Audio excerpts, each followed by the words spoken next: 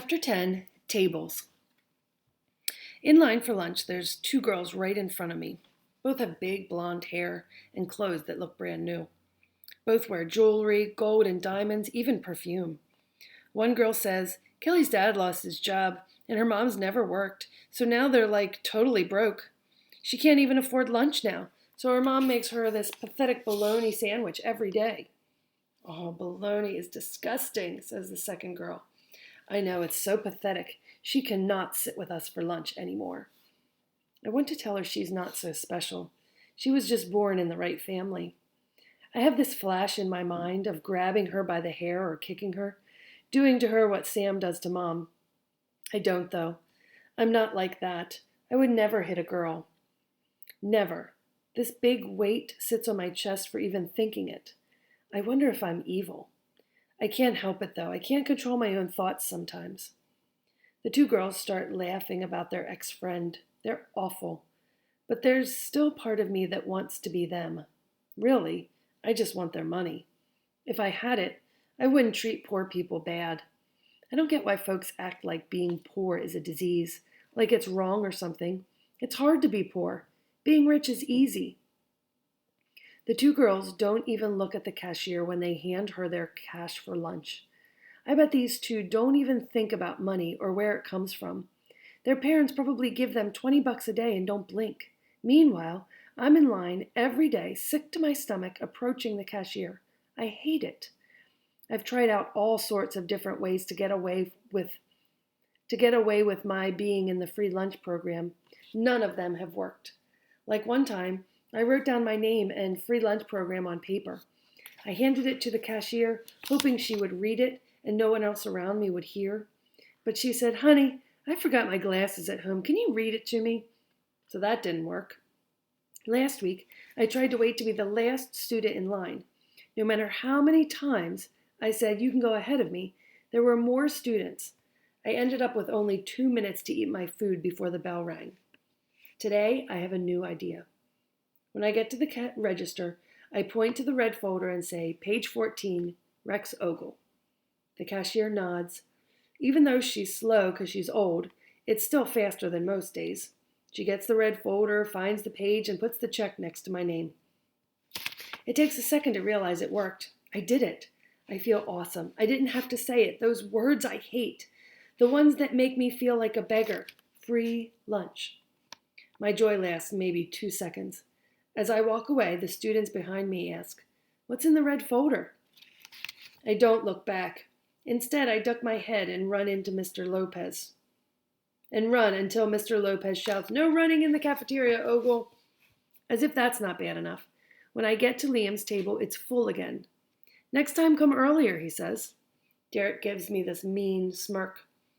Todd and Zach are sitting at the next table. There's only one seat left. This other kid starts to go for it, but I run over and grab it first. Sorry. Dude, can you believe how sick the uniforms are? Todd says.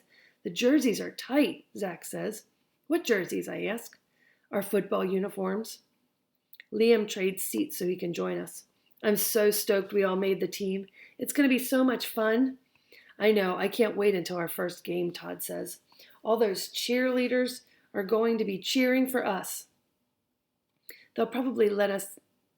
Zach grins, making a motion with his hands. I hear cheerleaders are like football players. What happened to you, Ogle? Liam asks. I thought you were going to play too. A sick feeling grips my stomach and twists. I think of Mom's black eye, the hole in our wall. I flick 2 tater tots into my mouth, motioning that I can't speak while I'm chewing. I don't know what to say. The truth isn't really an option. Finally, I answer, Football isn't really my thing. See, I told you, Zach says to Todd. Told him what? Told him that you'd geek out? You always do. No, I don't, I argue. You do. Like that time at the skate park you wouldn't drop in on the ramp. I twisted my ankle, I say. Whatever, Zach says, rolling his eyes. My friends snicker.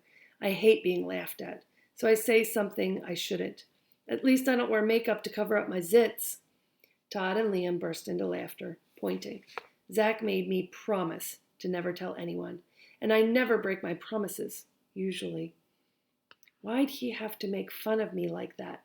Zach is mad, red in the face, squeezing his hands into fists like he's going to hit me. If he did, I wouldn't blame him. I feel my whole body tense, the way I do before Mom or Sam hit me. But Zach doesn't do it. Instead, he says, "Forget you, fence hopper. Go back across the border." Now Liam and Todd are laughing at me. "Nice one, cover girl," I say. Laughing so hard they can't breathe, Liam and Todd turn strawberry red. I try to laugh too, like I think it's funny. To fit in, I guess. But it's weird laughing at myself, at the bad word I know people call my abuela. She's told me stories, so laughing at that word feels wrong. Zach knows he's won, though, so he relaxes, smiling. I wonder if all friends are this mean to one another. The next day, when I go to sit with the guys, they're sitting at a different table. There's an open spot between Todd and Liam.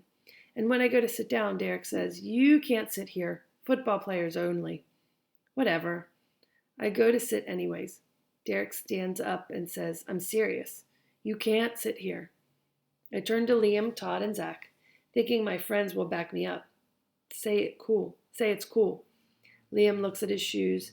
Todd opens his book and starts turning pages. Zach fist pumps Derek, saying what he said. Having a place to sit in middle school is important, because it means you have friends.